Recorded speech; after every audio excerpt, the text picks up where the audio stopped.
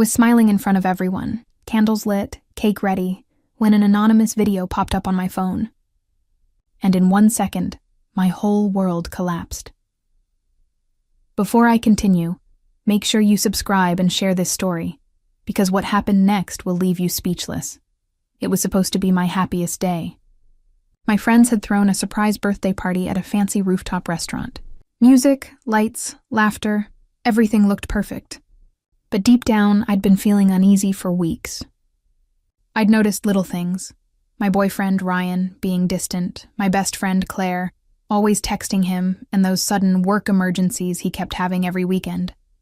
Still, I ignored it. I told myself I was overthinking, until that video showed up. The sender was anonymous. The message said, "Watch this before you blow the candles." I thought it was a prank, until I pressed play. There was Ryan, my Ryan, the man who had been planning this whole party with Claire.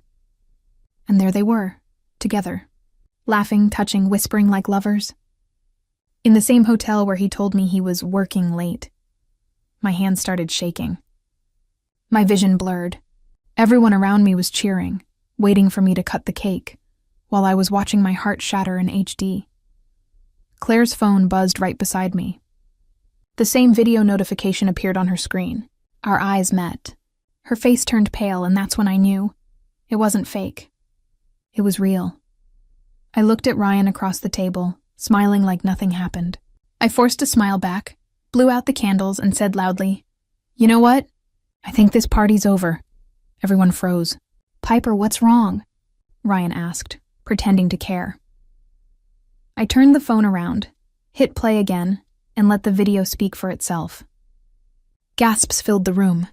Claire tried to grab her phone. Ryan stood frozen. I took a deep breath, fighting the tears, and said calmly, "Happy birthday to me, right?" But I wasn't done yet. That video wasn't the only secret about to come out tonight. Everyone stood silent.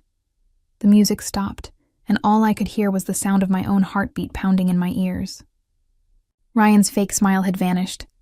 Claire's hands trembled as she whispered, "Piper, please, it's not what it looks like." "Really?" I cut her off, my voice shaking but firm. "Because it looks exactly like betrayal." The room was spinning with whispers. My coworkers, my friends, everyone was watching the scene unfold like a live drama. Ryan tried to walk toward me, but I took a step back. "Don't," I said coldly. "You've already done enough." He tried to reach for my phone.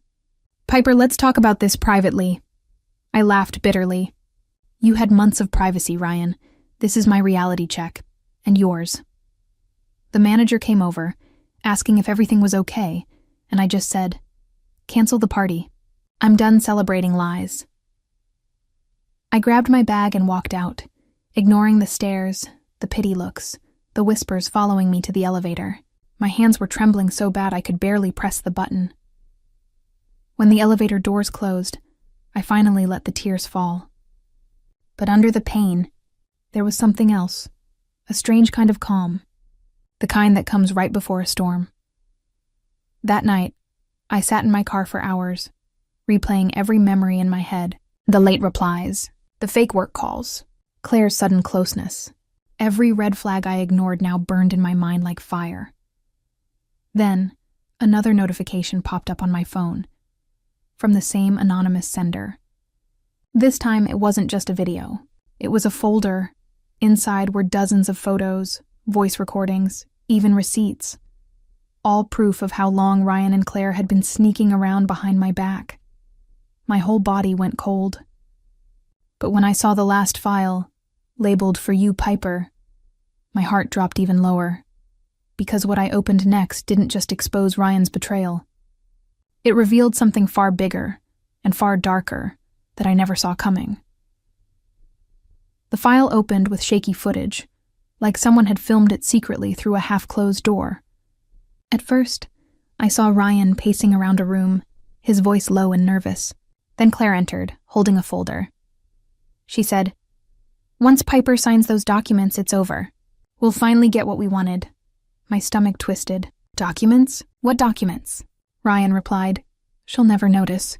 She trusts me too much. Once her business is under my name, we'll disappear." I froze. My throat went dry. They weren't just cheating. They were trying to steal my company. I'd built that event planning business from scratch. Worked nights, skipped vacations, saved every cent to grow it. And now the two people I loved most were plotting to take it all away. I replayed the video 3 times, my hands shaking more each time. Every laugh they shared, every plan they whispered, every cruel detail. It was all there. Then I noticed the timestamp. The video was recorded 2 days ago. They were still planning. For a moment, I couldn't even breathe. I thought about all the times Ryan had offered to help with the finances, all those papers he'd asked me to sign for tax purposes. He wasn't helping me. He was setting me up. That night, I didn't sleep. I stayed up till sunrise, going through every document, every email, and that's when I realized something shocking. He'd already forged my signature on a few of them, but instead of breaking down, I felt something switch inside me. I wasn't going to cry anymore. I wasn't going to beg. They wanted to take everything I built? Fine, I'd make sure they regretted even trying. By morning, I had already made 2 calls, one to my lawyer, and one to someone Ryan never thought I'd call again, his boss. Because if Ryan thought he could betray me quietly, I was about to make his betrayal very public. By noon, I was standing outside Ryan's office tower, the same place he used to brag about as his kingdom. I dressed sharp, calm, collected. Not like someone whose heart had been shattered the night before. Inside, the receptionist recognized me instantly. "Oh, Piper, Ryan told us about your birthday. How was it?" I smiled faintly. Unforgettable.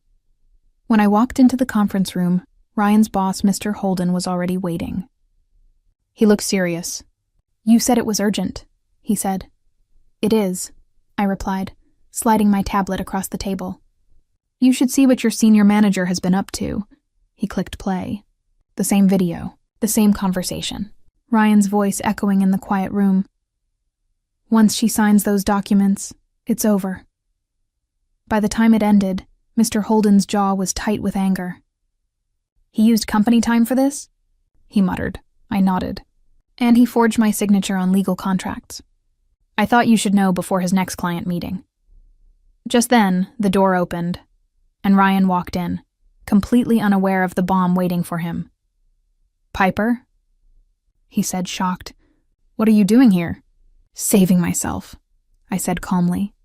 Mr. Holden stood. "Ryan, we need to talk, now." Ryan's face turned pale as the reality hit him. "Wait, this is a misunderstanding," I interrupted. "No, Ryan. What's a misunderstanding is how you thought you could destroy me and still walk around like the hero." Security was called. Papers were collected. Within minutes, Ryan's badge and access card were revoked. His entire world, the one built on lies, collapsed right in front of me. But I wasn't done yet.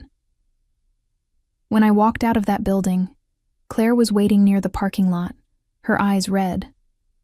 "Piper, please listen to me. Ryan said he'd ruin me if I didn't help him." I looked her straight in the eye. "You already ruined yourself when you lied to me." She started crying, grabbing my arm. "I didn't know he'd go this far." I pulled away, calm but cold. "Then maybe you'll understand how it feels to lose everything you thought was safe." I turned to leave, but before getting into my car, I said one last thing. "You two taught me what betrayal looks like. Now I'll show you what justice feels like." What neither of them knew was that I had one more surprise planned, something that would make the whole city know exactly who Ryan and Claire really were. The next evening, I sat in front of my laptop, watching my plan unfold live. A week earlier, Ryan had convinced me to host a joint event, a massive charity gala under my company's name. Hundreds of guests were already invited. The banners, stage, and spotlight were all set, except now, the spotlight was mine. I changed the event's theme from partnership celebration to unmasking the truth.